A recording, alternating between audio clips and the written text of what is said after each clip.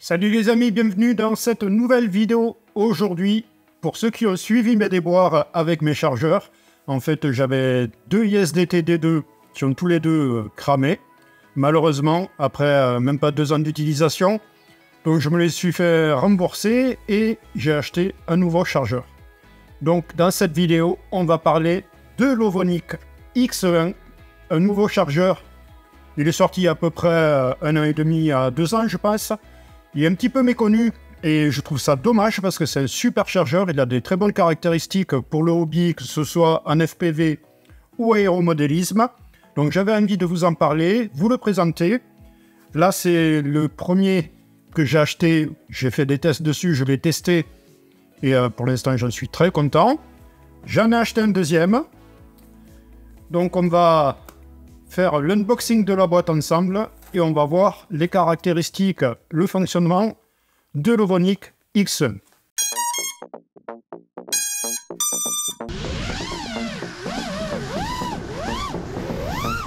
L'Ovonic X1, c'est un chargeur plutôt compact qui va regrouper tout ce qu'on a besoin pour le hobby, que ce soit du quad ou aéromodélisme. Dans les grandes lignes, l'Ovonic X1, c'est un chargeur moderne, plutôt compact. Vous retrouverez donc les deux entrées alternatives et continues en XT60.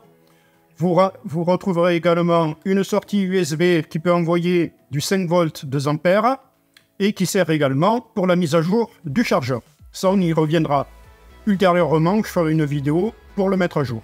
Celui-là, je l'ai mis à jour. Il y a des petits trucs à savoir, donc j'en ferai une vidéo à part que vous retrouverez assez rapidement. Sur la face avant, donc, on retrouve les sorties avec les deux prises d'équilibrage et les deux XT60 pour chaque canot. Il dispose d'un écran IPS en 2,4 pouces. Donc c'est un écran plutôt moderne, bien rétroéclairé. Ça, vous allez le voir lorsqu'on regardera les fonctions du chargeur. On va retrouver les principales caractéristiques des chargeurs modernes. Le contrôle des batteries avec la résistance interne. On va pouvoir également les décharger. On va pouvoir les équilibrer. Il y a une fonction qui est dédiée spécialement pour l'équilibrage.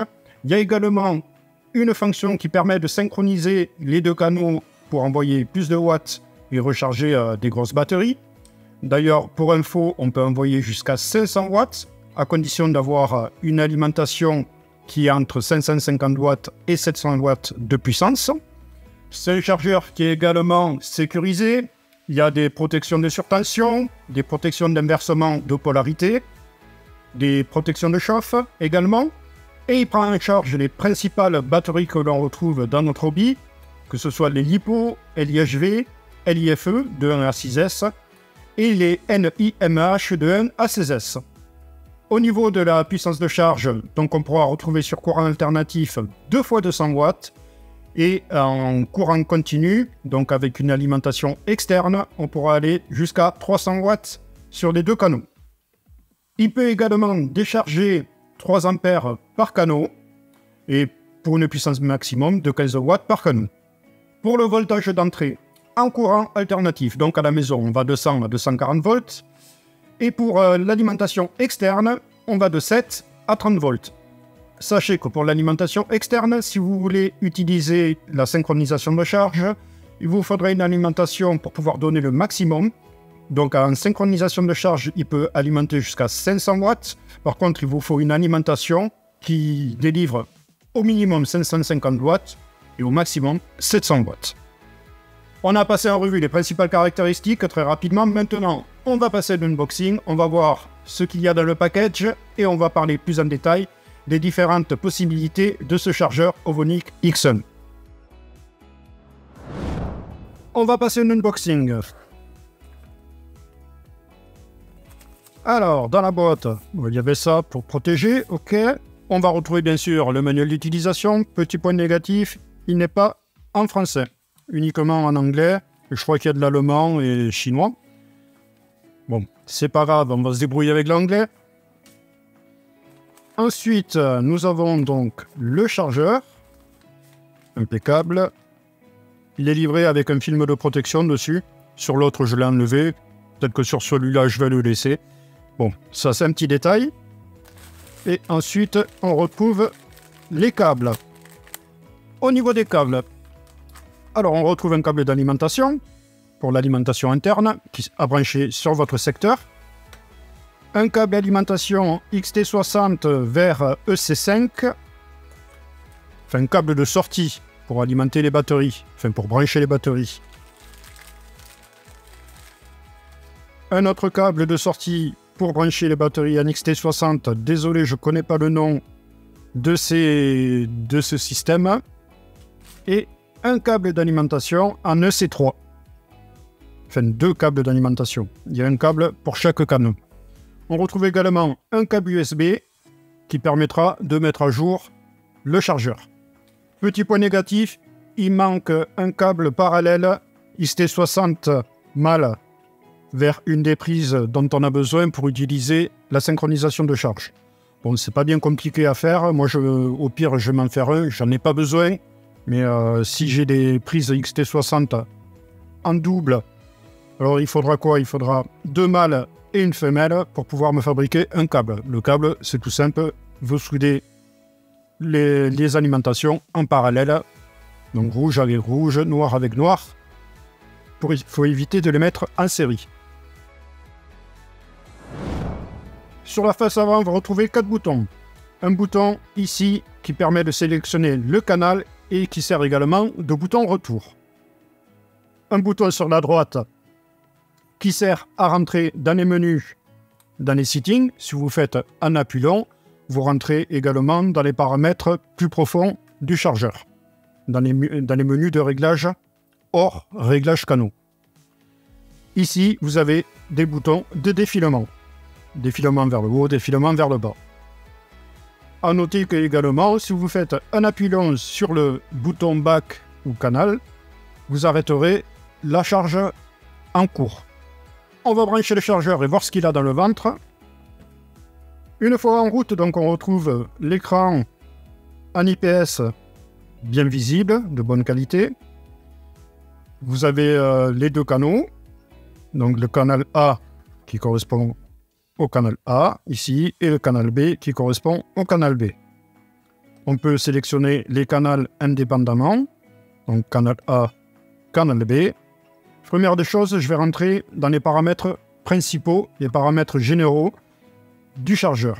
Pour ça, je fais un appui long sur Entrée. On arrive dans les paramètres système. Donc on va rentrer dans les paramètres système. Le premier paramètre, c'est le choix de la langue. Donc, nous avons anglais, allemand, français et chinois. Vous pourriez par exemple le mettre en français. La traduction est assez approximative. Moi, je préfère les garder et les conserver en anglais. Si vous n'êtes pas à l'aise avec l'anglais, sachez que le français est disponible, ce qui est une bonne chose. Je remets anglais. Max Input Power, c'est la puissance maximum que vous allez rentrer. Donc ça, c'est par défaut à 700 watts. De toute façon, on ne va pas au-dessus sur une alimentation externe. Je vous l'ai expliqué dans la présentation rapide. L'alimentation externe, pour pouvoir délivrer la puissance maximum, il faut qu'elle soit entre 550 watts et 700 watts maximum. Le minimum input voltage. Le minimum input voltage, ça va vous servir si vous branchez une batterie en alimentation externe, pour pouvoir vous en servir comme alimentation externe, sur le terrain par exemple, pour choisir jusqu'à combien on accepte qu'elle délivre de la puissance au chargeur. Donc on va mettre, selon le type de batterie que vous allez mettre, si c'est une 4S, 6S, etc., vous allez limiter le voltage pour éviter de vider complètement la batterie. Donc vous sélectionnez votre voltage minimum. On retrouve ensuite de quoi régler la lumière de l'écran. Donc height, medium, low, par exemple. Bon, low, on ne voit vraiment plus rien. Je vais le remettre en height. Le volume. Alors vous voyez là, il y a des bips qui ne sont pas super agréables d'ailleurs. Je vais les mettre en off. Et ensuite, le son de répétition, Complete Voice. Moi, il est en mode répétition. On peut le mettre une seule fois. C'est le message d'avertissement. En fait, c'est des bips, c'est pas une voix. C'est des bips qui sont émis quand votre batterie est chargée, quand la tâche que vous avez demandée est terminée. Donc moi, je laisse en répétition. J'aime bien que ça répète. Voilà. Ensuite, nous avons de quoi faire un factory reset, donc pour revenir aux paramètres d'origine, et le bouton retour. Donc on a vu des systèmes setting, task paramétreur, donc les paramètres de tâches. Moi je les laisse par défaut, vous pouvez mettre un timer de sécurité et une limite de capacité. Ensuite, le chargeur s'arrêtera quand sera atteint le safety timer ou la capacité limite. Bon, moi ça ne m'a pas posé de problème jusqu'à maintenant. Avec les valeurs par défaut, je laisse les valeurs par défaut. On a fini avec Task Paramétreur. Ensuite, il y a la calibration des canaux. Bon, pour calibrer les canaux, il faut brancher une batterie. Il faut prendre un voltmètre de bonne, très très bonne qualité pour pouvoir effectuer la tâche de calibration. Mais de mon retour d'expérience, je le trouve plutôt bien calibré. Il est mieux calibré que mes D2. Mes D2, j'avais des soucis de calibration. Surtout après un certain moment... on voyait que les valeurs erronées, enfin que les valeurs étaient erronées, c'était vraiment pas top. Là, il est franchement bien calibré d'origine. Donc, on ne va pas y toucher. Ensuite, les systèmes self-checking, ça je vais le faire directement. On fait entrer et là, il va envoyer du courant, il va tester la décharge, il va voir si tout fonctionne correctement et il va nous donner un message.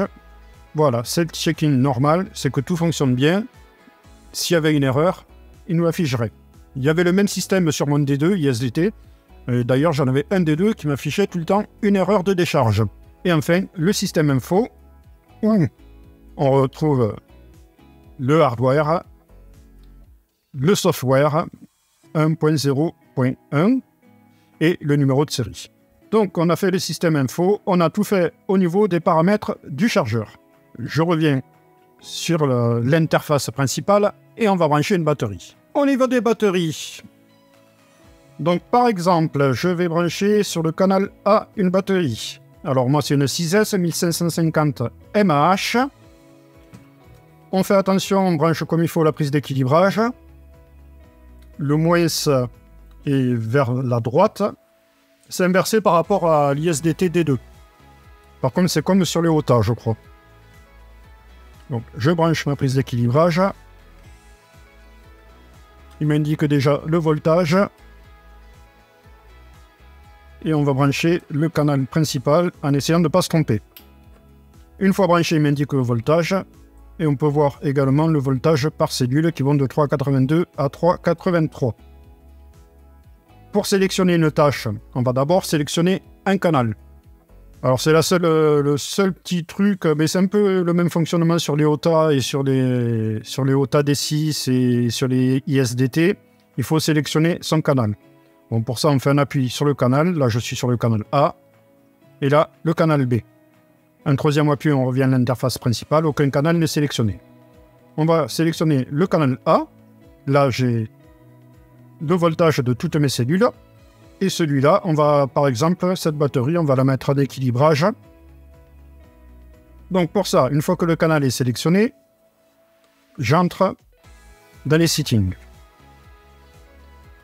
Dans les settings, qu'est-ce qu'on peut faire? Dans les réglages, qu'est-ce qu'on peut faire? On va retrouver la tâche à effectuer. On peut faire de la charge. On peut faire de la décharge. On peut faire du stockage. On peut faire de la balance. On peut également faire de la décharge externe. C'est-à-dire, la décharge externe, vous allez brancher votre batterie ici à l'arrière. Et à l'avant, il faut mettre un déchargeur. C'est souvent, je crois, des résistances. Et vous pouvez rentrer en décharge externe. Digital Power, on va se servir du chargeur comme d'une alimentation externe. Par exemple, hop, à ce moment-là, on peut sélectionner le voltage et l'intensité. Vous pouvez vous en servir comme une alimentation externe. Pour un ordinateur, par exemple, il faudra bien sûr un câble adapté. Je reviens. Donc, j'entre de nouveau, je suis toujours dans mon canal A. Alors le reste vous connaissez, hein, la charge, la décharge, ça parle d'elle-même, le mode balance et le mode stockage. Je vais par exemple partir sur le mode stockage. Donc j'entre dans le mode stockage. Il nous demande le type de batterie, donc moi c'est une LiPo. Il a détecté automatiquement que c'était une 6S. Et le voltage par cellule désiré pour le mode stockage. Donc 380 par exemple, je pourrais imaginer aller à 385. Vous avez la valeur recommandée de 380. Donc on va rester sur 380. Et ensuite, c'est ici qu'on choisit le courant. Je vous rappelle, le mieux pour les batteries, c'est de recharger 1C à 3C, on va dire, maximum. Bon, moi, je charge mes batteries à 1C. C'est des 1550, donc je vais les mettre à 1,5 ampères. On peut aller jusqu'à, vous voyez qu'on peut aller jusqu'à 15 ampères. 1,5 ampères. Je fais entrer. Je vérifie, je suis bien en stockage sur une LiPo. Je les veux à 3,80 par cellule. C'est bien des LiPo 6S. Et la cible de courant, 1,5 ampères. Donc une fois qu'on est OK, on descend sur Start, tâche, démarrer l'activité, démarrer la tâche, et on fait entrer. Et c'est parti. Une fois lancé, vous avez, bon moi, il décharge à moins 0,2 ampères. Là, on voit la quantité qu'il a déjà déchargée, moins 1 mA. Alors, il la décharge parce que je lui ai demandé de la stocker à 3,80. Elles étaient supérieures.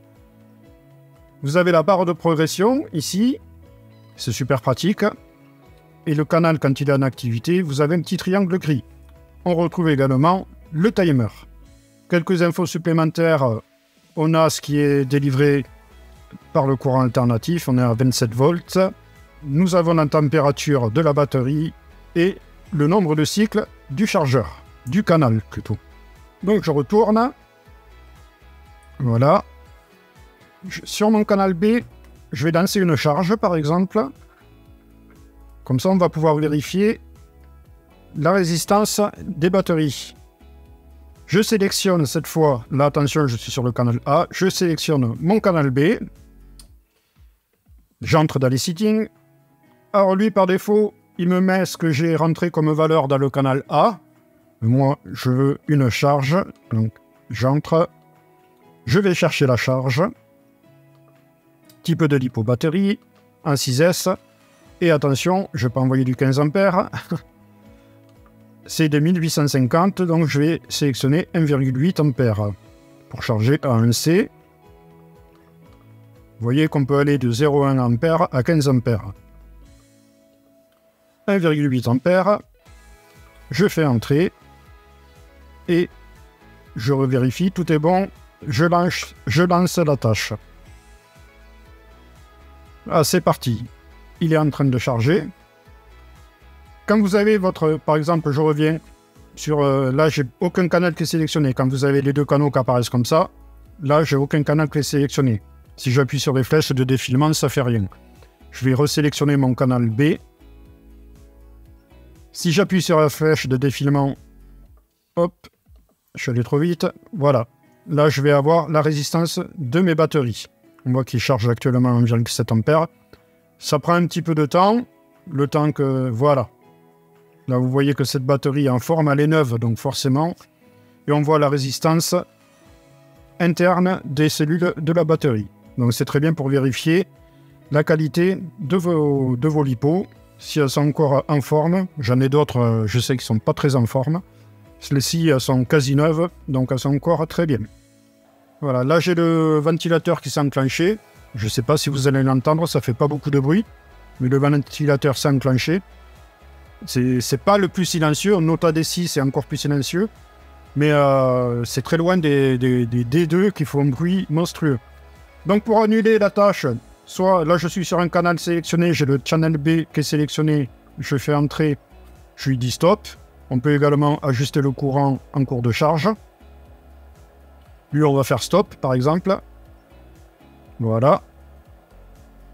Supposons que vous voulez arrêter la tâche tout d'un coup sans sélectionner le canal. À ce moment-là, vous allez arrêter les deux tâches. les deux canaux. Faites un appui long. Et voilà, tout est stoppé. Il se remet en IDLE. Et on est bon.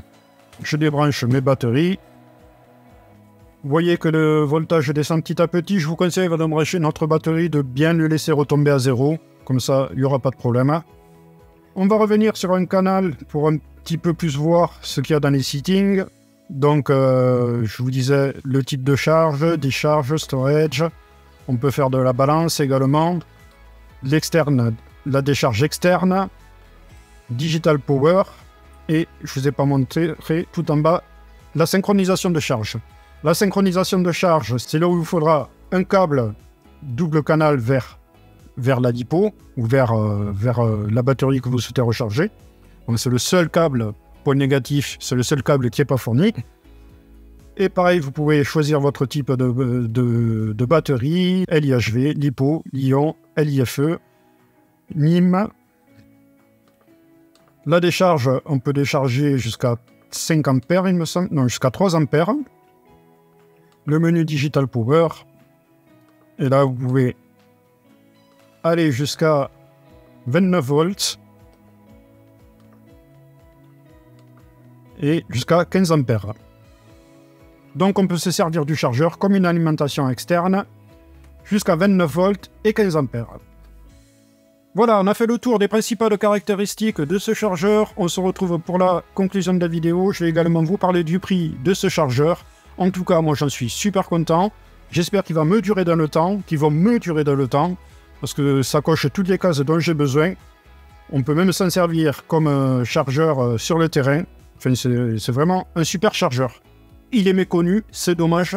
J'espère qu'il sera un peu plus conseillé par les gens et que cette vidéo vous aura aidé pour un peu plus comprendre le système du chargeur. Rien de compliqué, il suffit juste d'être un petit peu attentif. Allez, on se retrouve pour la conclusion. Les amis, j'espère que la présentation de ce chargeur vous aura plu. Vous l'aurez compris, moi, perso, je l'adopte. Je trouve que c'est un super chargeur. Je trouve dommage qu'il soit méconnu. On nous conseille souvent des chargeurs type les ISDT D2. C'est ce que j'avais avant. Plutôt déçu de mon côté. D'autres en sont contents. Chacun fait comme il veut. Moi, j'ai tenté. J'ai testé d'autres chargeurs, que ce soit le Ota D6 Pro, je crois qu'il s'appelle, qui est un très très bon chargeur aussi. Celui-ci est équivalent, voire je trouve la qualité d'assemblage et de fabrication mieux. Il est un peu plus moderne, il est plus récent, l'écran est encore plus lisible. Donc franchement, il coche toutes les cases. Je ne lui trouve pas de défaut particulier. Par rapport à un Ota D6, il est peut-être un poil plus brillant quand le ventilateur s'enclenche, mais il ne s'enclenche pas régulièrement et très inférieur niveau bruit par rapport au USDT D2. Ceux-là, ils sont vraiment très très brillants. Donc c'est vraiment un très bon chargeur. Niveau prix, il est super bien placé. Je regarde mes petites notes. Actuellement, sur Amazon, il est à 129,99 €. Sachez qu'en ce moment, il y a une promo. Il y a un ticket de 10% dessus. Donc ça vous fait le chargeur à 116,99 € à 117 €. 117 €, c'est un super prix pour un chargeur de cette qualité. J'espère qu'il va bien tenir dans le temps. Si vous souhaitez vous procurer ce chargeur, je vous ai mis en description un lien affilié à Amazon. N'hésitez pas à cliquer dessus et l'acheter par ce lien, ça permet de soutenir la chaîne. Comme je vous ai dit, en plus, il y a une réduction de 10%, un coupon de 10% qui est disponible en ce moment. Je ne sais pas combien de temps, mais ça vaut le coup. À 117 €, on se retrouve avec un chargeur plutôt haut de gamme. Et niveau prix, il est largement comparable à ses concurrents, voire même inférieur. Comme d'habitude, n'hésitez pas à vous abonner à la chaîne, à laisser un petit pouce et un commentaire si la vidéo vous a plu. Moi, je vous dis à la prochaine pour une nouvelle vidéo. Je vous souhaite un bon vol. Allez, salut les gars!